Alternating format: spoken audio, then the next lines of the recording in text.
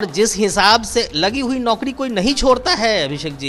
एक पदाधिकारी के लिए मंत्री को हटाया, जिसका काम हो रहा है गलत तरीके से, वो तो बताएगा नहीं और चीजों को सार्वजनिक किया नहीं जा रहा है। यूपी वालों को भी पता था कि मुझे दूर जाना है। ये सारा खेल है। इस बहाली में दो पदाधिकारियों की मिलीजुली साजिश की वजह से बड़ा घालमेल हुआ। मामला संभलता हुआ नहीं दिखा तो उस पदाधिकारी को वापस बुला लिया। शिक्षा विभाग का मंत्रालय जिनके पास था उनको दिया गया गन्ना विभाग का मंत्रालय। आप समझ लीजिए कि उनका किस लेवल पे उनको डिमोट किया गया। बिहार के शिक्षक बहाली में लगातार फर्जीवाड़े के आरोप तो लग ही रहे थे।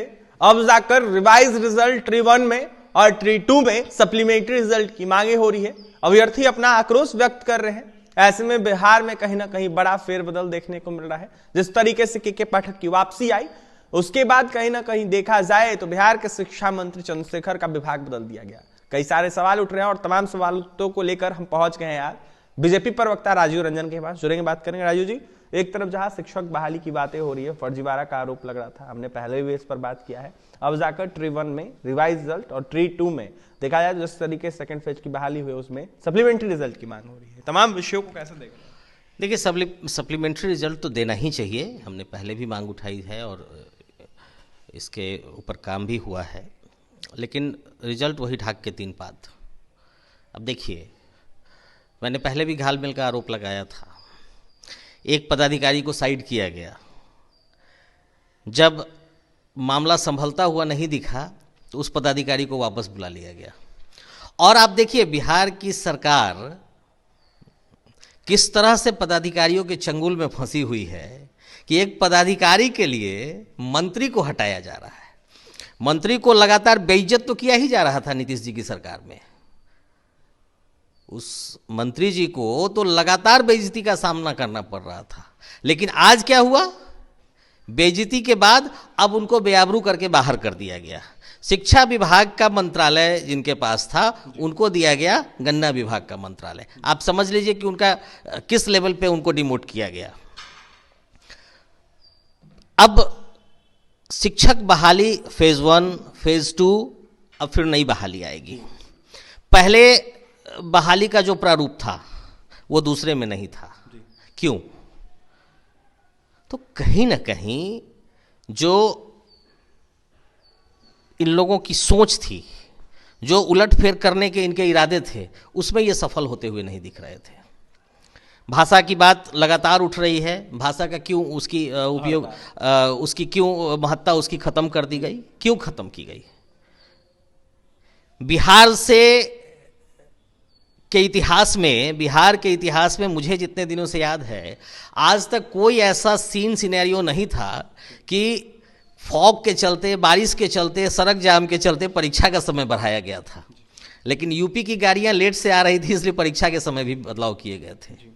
तो ये सब चीजें कहीं ना कहीं इशारा कर रहे हैं कि बड़े तौर पे घालमेल हुआ है और उसके छुपाने के लिए, उसके उन चीज़ों को छुपाने के लिए बिहार सरकार नित नए कुछ न कुछ काम कर रही है और ये धीरे धीरे एक्सपोज हो रही है। राजीव जी, लगातार फर्जी अभ्यर्थी पकड़ा रहे हैं बायोमेट्रिक जांच में। ऐसे में कुछ दिनों पहले बेगूसराय में महिला अभ्यर्थी पकड़ाई। ऐसे में ये सिलसिला जो है लगातार जारी है और कई फर्जी फरार चल रहे हैं। स्कॉलर की भी खबरें आ रही है कि बैठाया गया था इस बहाली में। मैंने शायद आपके चैनल पर भी, आप पहले स्क्रॉल करें तो ये बात मैंने पहले दिन से उठाई है कि भारी तौर पर फर्जीवाड़ा चल रहा है और जिस हिसाब से लगी हुई नौकरी कोई नहीं छोड़ता है अभिषेक जी।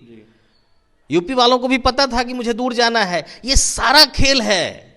लेकिन हम धन्यवाद देना चाहते हैं उस सिस्टम को जिसने इस जांच प्रक्रिया को आगे बढ़ाई है। और ये जांच, और लगातार धन्यवाद इसलिए भी देना चाहते हैं कि हम लोगों ने लगातार मांग उठाई थी और हमारी बातों को भले वो एक्सेप्ट करें ना करें, लेकिन हमारी मांग के बाद ही उन्होंने ये कदम उठाया है। अभ्यर्थियों की जांच हो रही है दोबारा। और आप देख लीजिएगा, ये जो आप परसेंटाइल कह रहे हैं ना, 2%, 4%, ये 20, 25 और 30 पर जाएगा।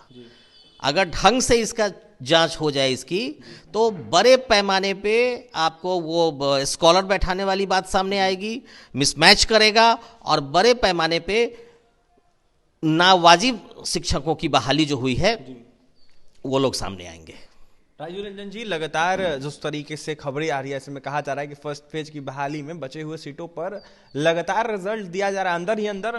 देखिए, इस बात की पुष्टि तो मैं नहीं करता हूं, लेकिन मुझे जानकारी लगातार मिल रही है। मैंने पहले भी कई चैनलों के माध्यम से इस बात को उठाया है, और चूंकि जिसका काम हो रहा है गलत तरीके से, वो तो बताएगा नहीं, और चीज़ों को सार्वजनिक किया नहीं जा रहा है, तो ये चीज़ें छिपी हुई हैं। बट इसकी जांच आप जैसे लोग, जो मीडिया के लोग हैं, उनको शिक्षा विभाग के अंदर एंट्री करके आप लोगों को इस चीज़ की जानकारी निकालनी होगी, और तब जा कर के दूध का दूध और पानी का पानी साफ होगा। और कहीं ना कहीं मैं फिर से दावा करता हूं कि इस बहाली में 2 पदाधिकारियों की मिलीजुली साजिश की वजह से बड़ा घालमेल हुआ है।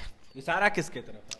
देखिए, इशारा स्पष्ट है। इशारा जो बीपीएससी में होंगे वो, और जो शिक्षा विभाग में होंगे वो, और जिनके गृह राज्य के लोगों की बहाली ज्यादा हो रही है, उन्हीं पे मेरा इशारा होगा स्वाभाविक तौर पे। देखिए, जिनके गृह राज्यों के लोगों की बहाली हो रही है, इशारा उन्हीं की तरफ है। आप समझ सकते हैं इस वीडियो के माध्यम से। ऐसे में उत्तर प्रदेश के लोग ज्यादा इस बहाली में शामिल हो रहे हैं, और कहीं ना कहीं फर्जीवाड़ा का आरोप लग रहा है। बीजेपी प्रवक्ता राजीव रंजन थे, जमकर नीतीश सरकार पर, उनके शिक्षक बहाली पर निशाना साधे थे, साफ करते हुए नजर आ रहे थे कि फर्जीवाड़ा ही फर्जीवाड़ा है, और विसंगतियां ही विसंगतियां है। और इसमें कई सारे फर्जी अभ्यर्थी पकड़ा रहे हैं, और बायोमेट्रिक जांच में कहीं ना कहीं फर्जियों को पकड़ा जा रहा है। लेकिन जिस तरीके से बहाली हुई है, उसमें पूरे तरीके से पारदर्शिता नहीं बरती गई है। फिलहाल जांच का विषय है। ऐसे में राजीव रंजन की आपने तमाम प्रतिक्रिया सुनी है, क्या कुछ कह रहे थे, और भी तमाम खबरों के लिए NBC 24 के साथ बने रहें। अब देखने वाली बात यह होगी नीतीश सरकार क्या कुछ शिक्षक बहाली में करती है। भाषा विषय की हड़ताल को खत्म कर दिया गया, इसको लेकर भी सवाल उठ रहे हैं। तो वहीं ट्री 1 में रिवाइज रिजल्ट और ट्री 2 में सप्लीमेंट्री रिजल्ट की मांग हो रही है। हमारे चैनल को सब्सक्राइब करें, पेज को लाइक करें। बहुत बहुत धन्यवाद।